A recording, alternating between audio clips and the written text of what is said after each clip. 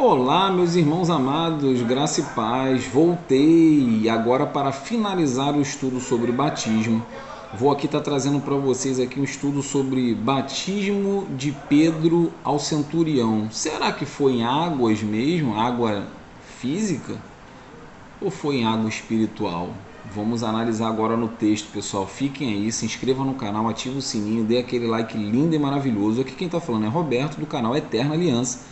E continuando o vídeo de batismo e agora finalizando. Nós estamos aqui em Atos 10, vou pedir para vocês abrirem Atos 10. Eu peço para que leiam tudo, mas como o capítulo ele é muito grande, eu não vou ler aqui para o vídeo não ficar muito longo. Eu vou trazer aqui uma parte breve do texto, mais ou menos a metade do texto aqui. Eu vou começar a ler da metade para o final, para a gente analisar se realmente foi batismo em águas, como a religião diz, como que foi feito esse batismo no centurião. Lembrando que esse centurião, vou dar um breve resumo aqui para não ter que ler toda a passagem. Aí depois vocês leem e vê se o entendimento bate. Esse centurião é o seguinte, Pedro na verdade teve uma visão de Deus, né, de que estava caindo do céu lá um lençol com várias comidas consideradas impuras por Israel, e Pedro não comeu aquele alimento. E aí Deus chama a atenção de Pedro e fala: Pedro, tudo que eu santifico você tem que aceitar, tem que comer. Por quê? Aquilo ali era uma visão para dizer que as pessoas de fora de Israel, elas eram consideradas pessoas impuras. E aquilo ali era uma visão para Pedro para dizer que Deus estava mandando para Pedro dois soldados, na verdade, do centurião romano, dois soldados para irem até Pedro lá, para Pedro os receberem bem, porque o povo judeu não podia muito se misturar com o povo, né, considerado gentio, vamos dizer assim. Sendo que Cornélio, né, que é o centurião, o Cornélio ele era da Cesareia, e aí ele de lá ele estava fazendo orações ao Criador, né, porque já era um homem de Deus, mesmo sendo considerado, vamos dizer assim, gentio. Ele estava fazendo uma oração sincera ao Pai. Então o Criador viu a sinceridade dele e fez essa forma de visão para Pedro reconhecer que o povo é que botava impureza nos povos que não fosse de Israel. Olha a diferença do que o povo pensa do que da certeza de Deus. E aí nós vemos aqui que aí vem desenrolando a história. E aí os soldados vão até Pedro, Pedro os recebe, Pedro vai até o centurião. Beleza. Aí lá no Atos 10, 34, depois de Pedro já estar lá conversando com ele, tá assim, no versículo Atos 10, versículo 34. E abrindo Pedro a boca, disse: reconheço por verdade que Deus não faz acepção de pessoas. Olha isso, quem faz acepção são as próprias pessoas que fazem acepção das outras. Todos nós temos que ser um e somos um perante ao Pai. O ser humano é que faz divisões de pessoas. Vai captando aí. No 35, mas que lhe é agradável aquele que em qualquer nação o teme e faz o que é justo. Olha só, o Pai procura justo. Ele não procura uma nação. Ele fez de Israel com que Israel fosse uma nação de exemplo para o mundo. Israel, infelizmente, não serviu de exemplo. E aí mandou o Messias. O Messias veio trazer o evangelho para Israel, que muitos também não receberam bem. Após a morte e ressurreição do Messias, Paulo teve um encontro com Cristo, né? E dali o Espírito do Pai, né? Qual Paulo foi batizado com o Espírito do Pai, que abriu o entendimento dele. Paulo começou a levar o evangelho para os gentios. Aí não mais Israel era somente o povo de Deus, todos passaram a ser povo de Deus, principalmente através da vinda de Cristo. E Pedro ficou incumbido de levar o evangelho, na verdade, para os judeus, mas teve essa situação que aconteceu para poder ser levado Pedro até esse centurião, porque Pedro ainda fazia dissensão de pessoas. Por isso que ele teve essa visão. Deus ali mostrou para ele o que? Você ainda faz acepção de pessoas, então eu vou te mandar coisas que você considera impura para você comer. E aí ele não comeu. E aí o pai precisou mandar os dois soldados lá para que ele entendesse que aquela visão ali era porque o pai estava mandando pessoas que Pedro considerava impura. E a partir daquele momento ali, até Pedro mudou o conceito. Tanto que ele fala que realmente Deus não faz acepção de pessoas. O que ele quis dizer? Eu fiz acepção de pessoas.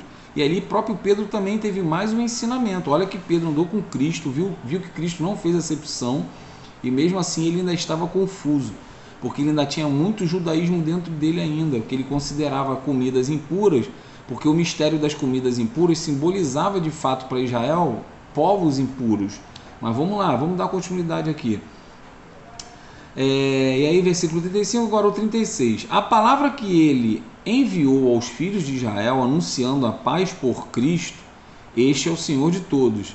Esta palavra, vós bem sabeis, veio por toda a Judéia, começando pela Galiléia. Depois o batismo que João pregou. Está falando daquele de João. Isso tudo já foi falado em vídeos anteriores. Volta lá e vejam. Ali quer dizer a purificação que João fez usando água líquida, né? Que depois ele mesmo aboliu aquilo. O próprio João Batista aboliu. No 38. Como Deus ungiu a Cristo de Nazaré com o Espírito Santo e com virtude, olha o que foi o verdadeiro batismo, não foi de água, foi com o Espírito, com a virtude, né? Com os dons lá que ele teve, que curou as pessoas e tudo mais. Vamos lá, como Deus ungiu a Cristo de Nazaré com o Espírito Santo e com virtude, o qual andou fazendo o bem e curando a todos os oprimidos do diabo, porque Deus era com ele. E nós somos testemunhas de todas as coisas que ele fez, tanto na terra da Judéia como em Jerusalém, no qual mataram e penduraram no madeiro. Quem matou e pendurou ele no madeiro? A religião, gente. Os líderes religiosos pagaram ajudas para entregar Cristo para eles levarem Cristo para a morte. No 40, e este ressuscitou Deus ao terceiro dia e fez que se manifestasse. No 41, não a todo o povo, mas as testemunhas que Deus antes ordenara, a nós que comemos e bebemos junto com ele, depois que ressuscitou dos mortos. Olha isso, depois de ressuscitados eles tiveram encontro com Cristo e comeram junto com ele.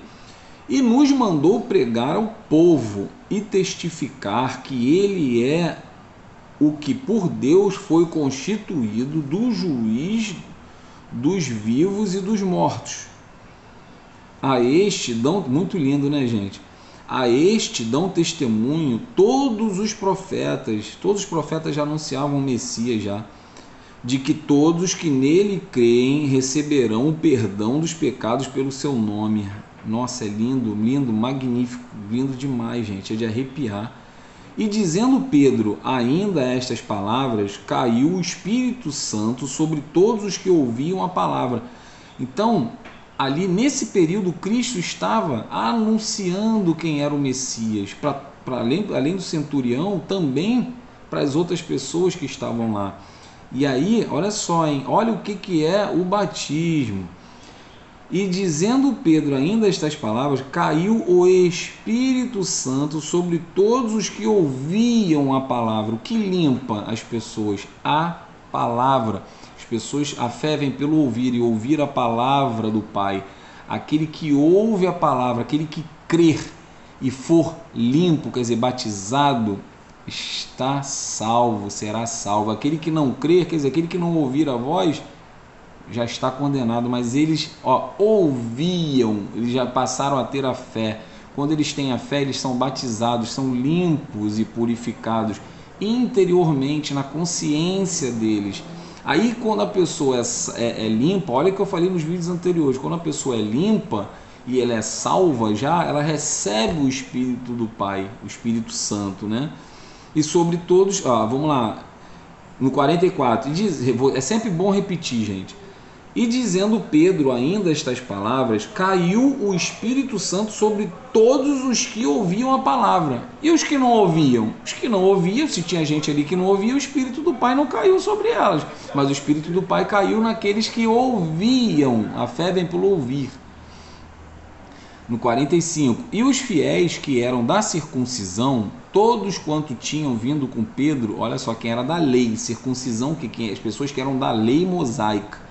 Por isso que se diz lá, Cristo se fez maldição para acabar com a maldição da lei. Ele acabou com a maldição da lei, mas ainda tinham pessoas que ainda eram da circuncisão, quer dizer, que eram da lei mosaica.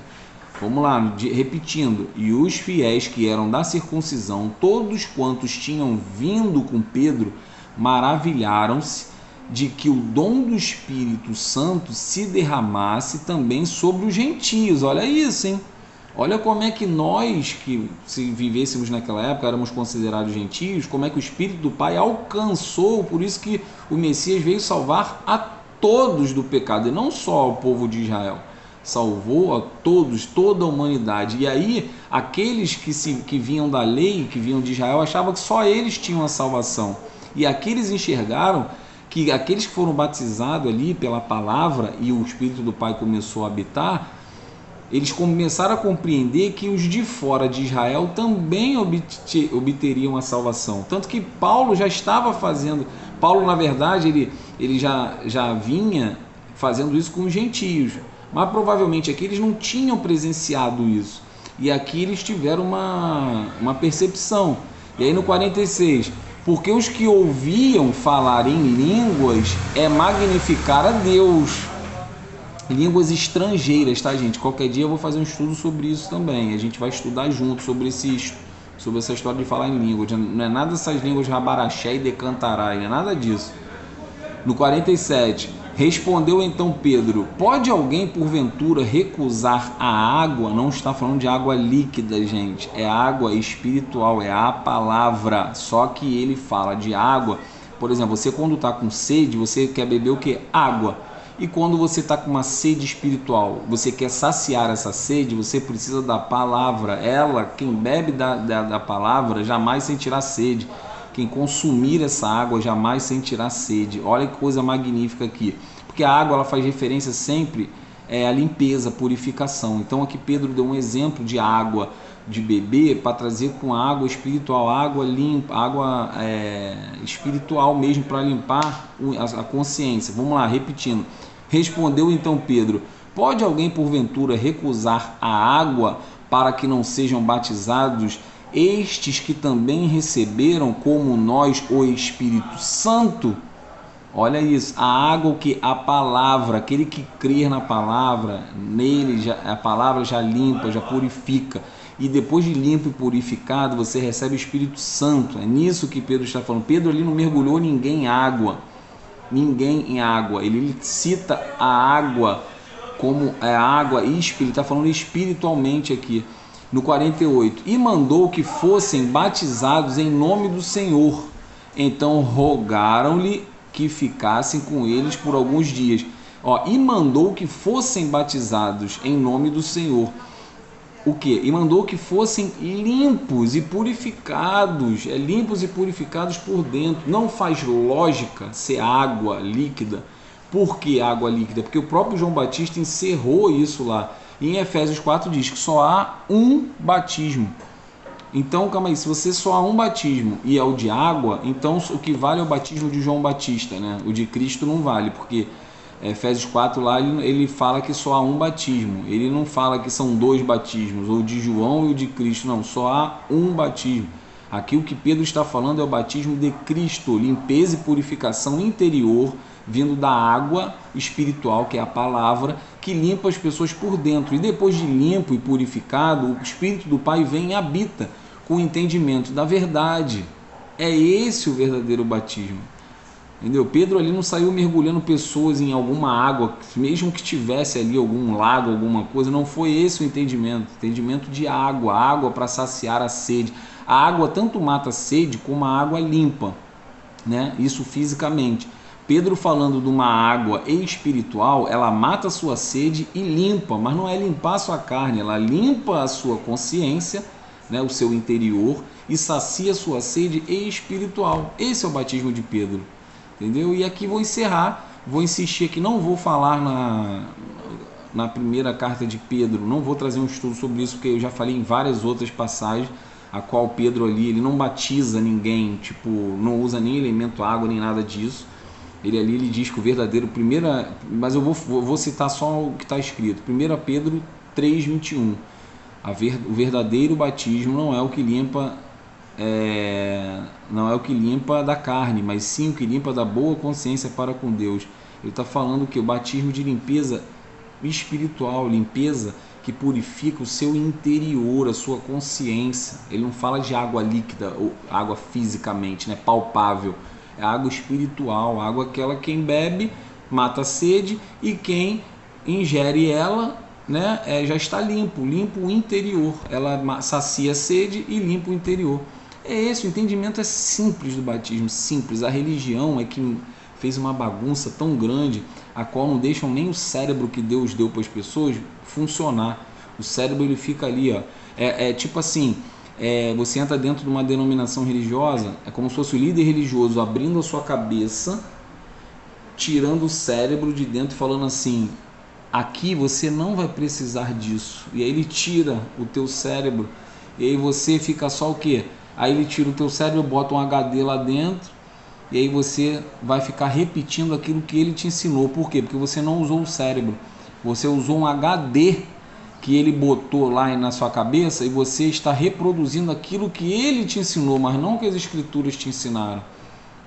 E o estudo sobre o batismo é esse, é lindo, maravilhoso. As pessoas estão dando mais crédito à água líquida. Ah não, eu fui batizado, agora eu sou uma nova criatura. Ali na denominação X, Y, Z, seja lá qualquer porcaria que foi, eu fui mergulhado ali, agora eu sou batizado, já virei uma nova criatura. Não, não é isso. Para de negar o Espírito Santo. O batismo não é isso, não é de água líquida. Batismo é a palavra do Pai. As pessoas estão dando mais crédito à água líquida do que a palavra do Pai. Elas estão falando: agora sim eu estou batizada com a água líquida. Aí ela é mergulhada em água, bota a roupa, vai na rua, 10 minutos depois já está suja de novo. E aí, de que serve? De serventia nenhuma. É a palavra. E aí ela é mergulhada em água, sai de dentro da denominação religiosa, começa pela rua, dentro de casa, fazendo maldade com os outros. O marido traindo a esposa traindo o marido, dando golpe na praça, dando pernada nos outros, financeira. Entendeu? Então essa pessoa vem dizer que ela é batizada, ela pode ser batizada na religião, isso é irrelevante. Batismo de religião, isso é apenas um ritual. O ritual não salva ninguém. O próprio João Batista que fez esse ritual, ele falou: isso que eu faço, não tem serventia nenhuma. Aquele que virá depois de mim, o dele sim é que é o verdadeiro batismo. Entendeu? Então, se o próprio João Batista fala isso, quem são esses caras para dizer que eles... E quem são eles para dizer: eu vos batizo em nome do Pai, do Filho e do Espírito Santo? Quem são eles? Os caras que têm as mesmas necessidades fisiológicas que eu e você. Parem de dar moral para esses caras e dizer que são ungidos de Deus. Você é ungido de Deus. Eu sou ungido de Deus. Aquele que tem o Espírito do Pai dentro, onde tem a verdade. Nós somos sacerdócio santo. Nós não precisamos de sacerdote nenhum que não seja o sumo sacerdote, que é o nosso Messias. Ele é o sumo sacerdote, nós somos sacerdotes de nós mesmos. Nós somos sacerdotes, na verdade, de Deus, sacerdócio santo. Esse é o entendimento. Então não precisamos desses caras celebrar um casamento e falar: eu vos declaro marido e mulher. Põe a mão na cabeça das pessoas e diz: eu vos declaro. Quem são eles para declarar alguém marido e mulher? São ninguém. Vocês são tudo, vocês são de Deus, vocês são o povo eleito de Deus. Nós somos, né, o povo eleito, aquele que crê. Aquele que crê. O que não crê, ficar crendo nas palavras da religião, será condenado. Infelizmente, a religião leva à iniquidade. E se você está indo atrás disso, está na perdição. Só lamento dizer isso. Você, se estiver indo atrás da religião com os líderes religiosos, você só está seguindo os homicidas de Cristo, porque quem matou Cristo foram os religiosos com a religião. Os religiosos, vale sempre a pena lembrar, deram dinheiro para Judas para entregar Cristo para a morte. Eles são os homicidas, e se você segue eles, vocês estão seguindo os homicidas.